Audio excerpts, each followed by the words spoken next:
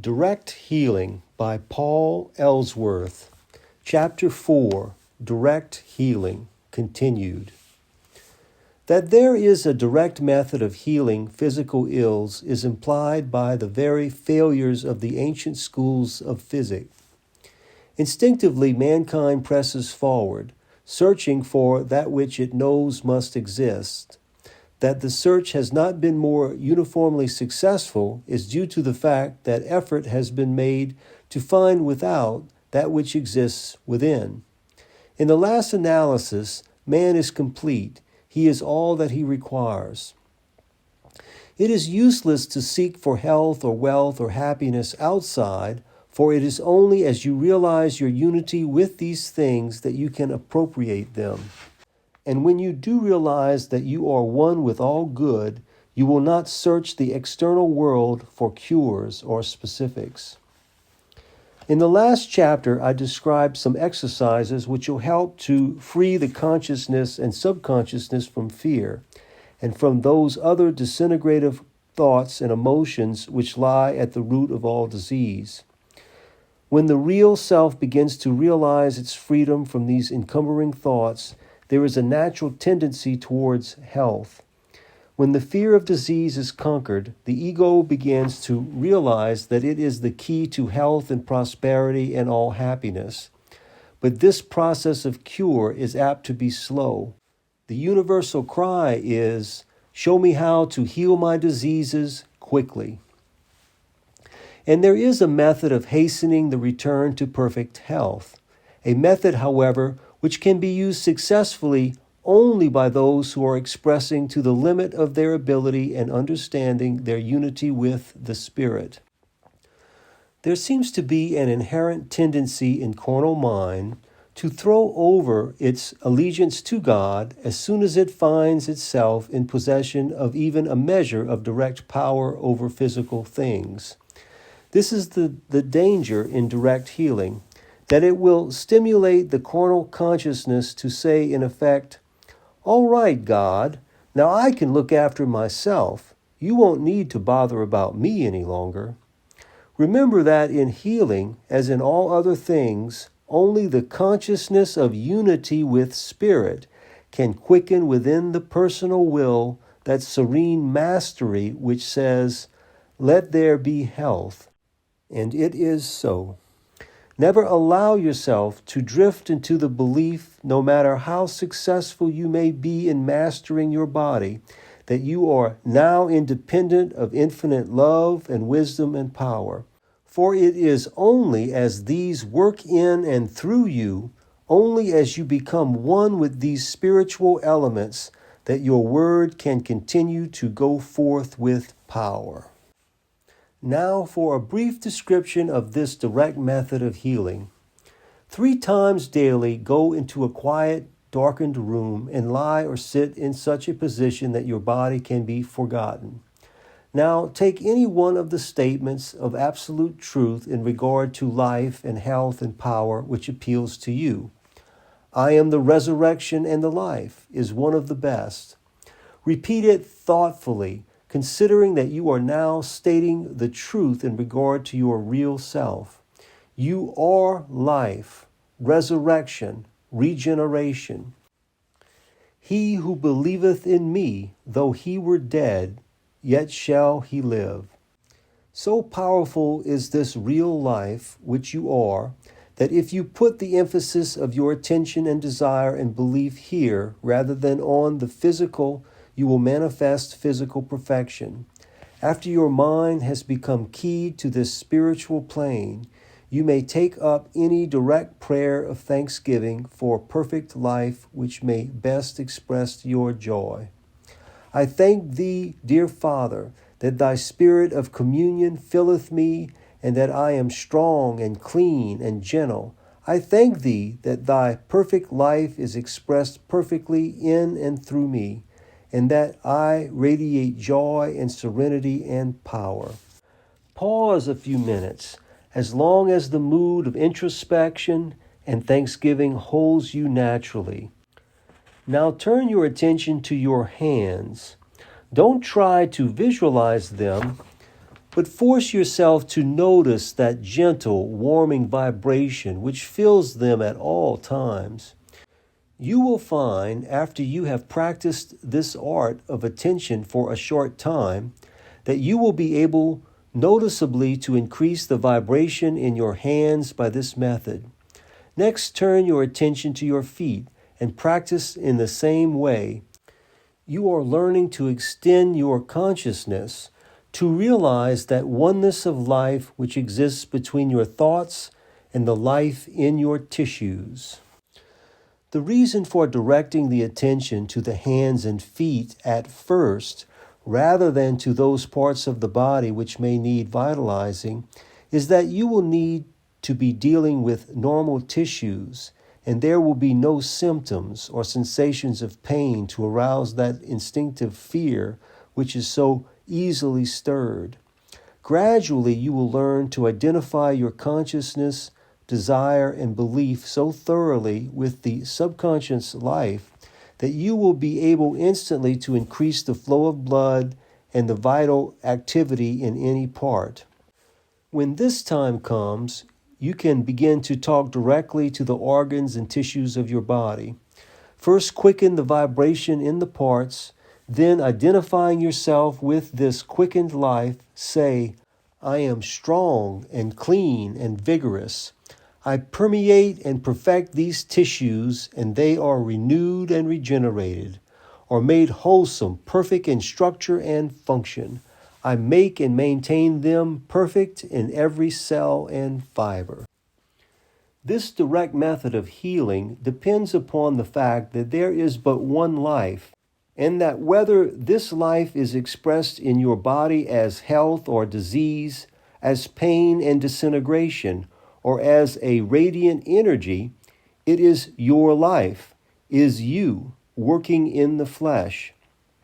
The subconsciousness which directs these processes in your body, even as it directs the forces of tide and rain and wind in the external world, is a specialized form of the life which you are. It possesses automatic intelligence, a power which is limited only by the suggestions which it accepts from your mind or from the minds about you. And in addition, it exhibits a tendency to continuous movement in a given direction, which might be called momentum. Because of this latter quality, which fits it to serve as a sort of governor or flywheel, and so to equalize and give stability to the constantly changing activities of the conscious mind, its dependence upon the latter is often doubted. If I am this life, which so often manifests itself in my body as sickness and pain, why can't I stop these undesirable activities and substitute for them continuous health and happiness? The sufferer asks. You can. The first requirement is that you begin persistently to live in that greater personality which directly expresses the qualities of spirit. The second is that you persist in carrying this consciousness of your real identity into those material parts of your subconsciousness which constitute your body. Don't imagine that because I have called this method direct, it will be instantaneous. There will come a time, if you persist in getting acquainted with this inner life and vitality, when you will be able to direct the processes in the various parts of your body in a way that will seem miraculous to those who have never given any attention to such things. But you must remember that for a great many generations, the human race has been turning its attention outward, and that the highways of the soul leading in have become blocked with rubbish of false belief. It will take time and effort to clean out these highways, but you will soon come into a realization that you are dealing with a direct power, your power, and that through it you can make of your body what you will. From this time on, your faith will be built on a rock that no symptoms can shake, and your progress will be accordingly swift and unfaltering. The question of how to deal with pain is sometimes a puzzling one. There is something so unsettling to faith and steadfastness in these sudden twinges and gripes that many healers have advised their followers to meet them by absolute denial and by steadfastly turning the mind from them to spiritual thoughts. This is almost impossible of execution at times, and as you grow in power of control over the inner life force, you will have available a more direct and effective method of conquering pain. Instead of trying to ignore it or forget it, turn your attention full upon it. At first, every paroxysm of pain will seem to you to be a broad and vaguely outlined something gripping extensive areas of your flesh. But as you turn your attention steadily and unswervingly upon it, you will find that there is a more or less clearly defined storm center, a sort of nucleus from which the pulsation spreads. Now, if fear is striving to master you, stop long enough to realize, to make real, through prayer or affirmation, your unity with all life and power, and so to reestablish yourself in that serene impersonalness which is above fear. Next, focus your attention without faltering upon the pain center. Here is a direct and unmistakable manifestation of life in your tissues, and it is your life. It is your very self. You are this pain, and if you will guard it unfalteringly with this realization, you will say to it, I am one with you in purpose and power. I am your life, and through you I do my work of purification and regeneration perfectly. You will find that the paroxysms suddenly lose their force. Pain is the result of instinctive fear and misunderstanding. You have built up a belief in the existence of a foreign power working within your body. You have called it life or vitality, and have assumed that it was a mysterious something distinct from you.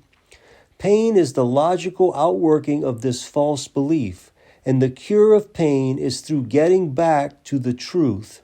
You are the life and the resurrection, and when you have made this fact real and potent by uniting your consciousness with the manifestations of life throughout your body, whether they assert themselves as health or disease, you will cease to manifest so foolish a thing as pain. Will it work? Absolutely, and without question. After you have reached a certain point in the development of this direct vital control, you will be able to stop pain almost instantly. Regeneration is a matter of growth, and for that reason, minor disturbances arise within your body from time to time after you have begun to leave the old false beliefs behind. But by remembering this principle of impersonal and fearless unification with the so-called symptoms, you will soon be able to control them marvelously. And with your regenerated consciousness, you will cease calling them by the foolish names of symptoms of disease, and will call them by their right name, symptoms of life and health. You are the master, and it is for you to say in which guise they shall appear. Although at another time I am going to write at greater length about the most common hindrances to effective direct healing, there is one stumbling block to which I want to call your attention now. Disease and sicknesses are always the outworking of some false belief and its resultant action. For this reason, it is important that you look unflinchingly into your heart and search out that hidden root of suffering that is concealed there. And the most dangerous thing about this matter is that it is very often our darling sin which forms the crux of the situation, and we are prone to deal with our darling sin as a mother deals with a wayward son. We make excuses and evasions. Very often we call this sin a virtue. That is why so many painfully virtuous people are weak and diseased. Their so-called virtues are in reality spiritual abominations and points of infection, and they will never be whole until they have burned them out of their souls with the caustic of the Spirit. So if you are meeting with unconquerable discouragement in your journey toward that perfect health which the Father ordained for you, be very sure you are trying to grasp regeneration with one hand while holding fast to sin with the other. There can be no halfway measures here. Sin is not necessary, and you must look it firmly in the face and say, I am dead to you. You shall never again in all the eons of eternity be part of my life. And then steadfastly you must open your inner consciousness to the cleansing ministrations of the Spirit of communion, which alone can cleanse you. Your part is to let go, to open yourself without reservation to this cleansing process. It will not be instantaneous, probably, and you may slip and waver, but if you will always bring yourself back serenely and joyfully, the mycelium of this sin fungus will be dissolved from the tissues of your soul and body, and you will come into that real regeneration which is founded on righteousness. In concluding this article, I want to describe the direct method of healing as applied to a few common disorders. As you persist in getting acquainted with your real self, you will know better how to direct your forces than anyone else can possibly know, and will be able to modify the methods I am describing to meet your individual requirements. But there are certain broad tendencies that exist in us all. A physician was speaking recently of what is called the American disease, inactivity of the bowels, constipation. He explained, it's perhaps not a disease in itself, but it is an abnormal condition which leads to an unlimited number of diseases. He went on to explain that the puzzling thing about constipation was that usually there was no very good reason for its existence. While certain classes of bulky foods had a tendency to correct it, they did not always do so. And on the other hand, many people who live on a concentrated diet were never troubled with constipation. The real cause seems to lie in the lack of stimulation of the intestines by their controlling nerves, he concluded. Of course, this is merely a negative cause. Back of it lies the reason for that short circuit of the nervous force which should stimulate the bowels into working normally. And at the very beginning of the treatment of constipation by direct spiritual methods, you will need to seek this reason. Perhaps it will be hiding in the guise of one of those darling sins of which we have just spoken. Morbidly conscientious people who consider their over-anxiety a virtue are very apt to be troubled in this way. Other sins, worry, fear, hate, lust, may be accountable, and all of these energy destroyers have 1,000 tricks of disguise. You will have to depend upon the wisdom of the silence to point out to you just where your short circuit lies. When you have found it and have brought yourself into that receptive attitude which ensures its eradication, you may go to direct measures for quickening the life of the bowels. Proceed in this way, lying or sitting as you do during your times of spiritual communication, with nerves and muscles relaxed. Turn your attention to a point in your abdomen, a little to the right of center and about level with the navel. At first, there will seem to be no sensation there, but as you persist, you will find that there is a subtle vibration, an unnoticed thrill of life. You won't need to deny or affirm anything. Just give attention to this stirring of the life force which you are. After a few moments, shift the attention to a point an inch or two above the navel. Here you will probably find the life vibrations more noticeable. Consider them for a short time, then turn your focused attention to the left side corresponding to the point on the right side which you first explored.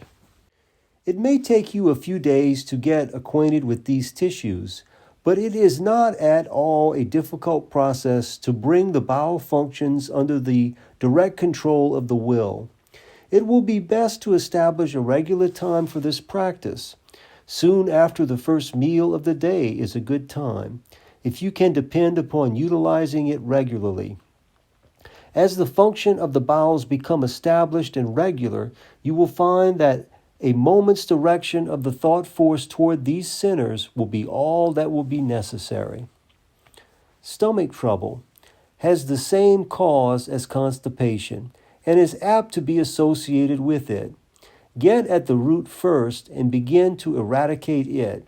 If you are a chronic worrier, learn the secret of practical everyday working faith, which does away with all necessity for worry.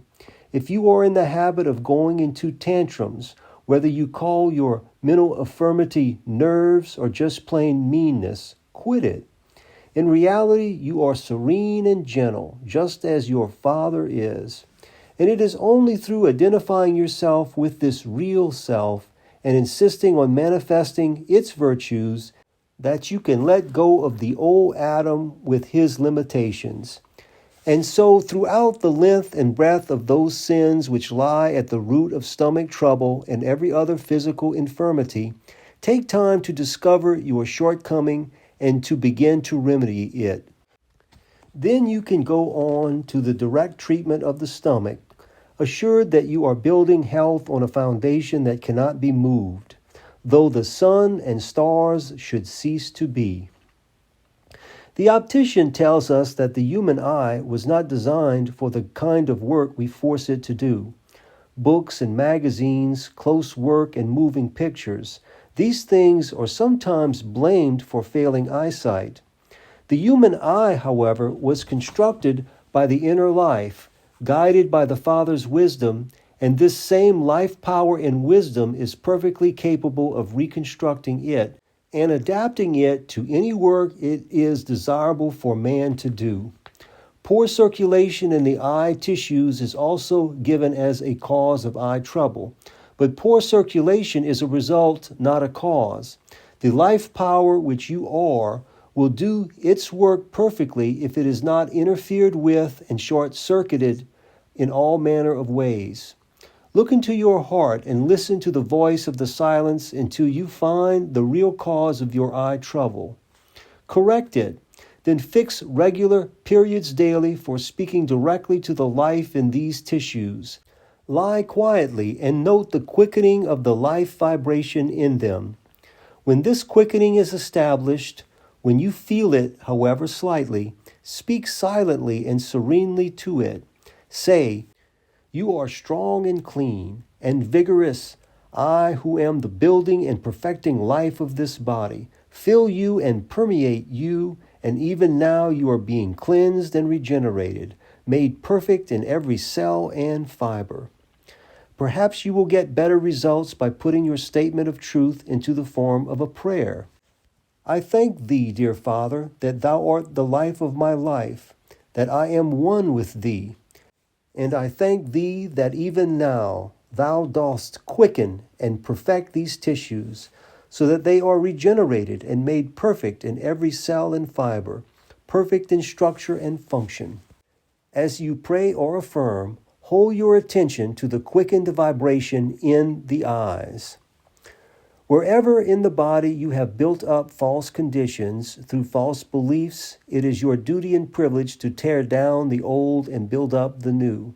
Having opened yourself to the full regeneration of the Spirit in consciousness, belief, desire, and action, sin and sickness no longer have a place or reason for existing in your being. Day by day, the consciousness of your divine nature as the Son of God will become more full and abiding, and you will speak the work of healing and regeneration with growing power. How long will healing take? My friend, that depends absolutely upon you.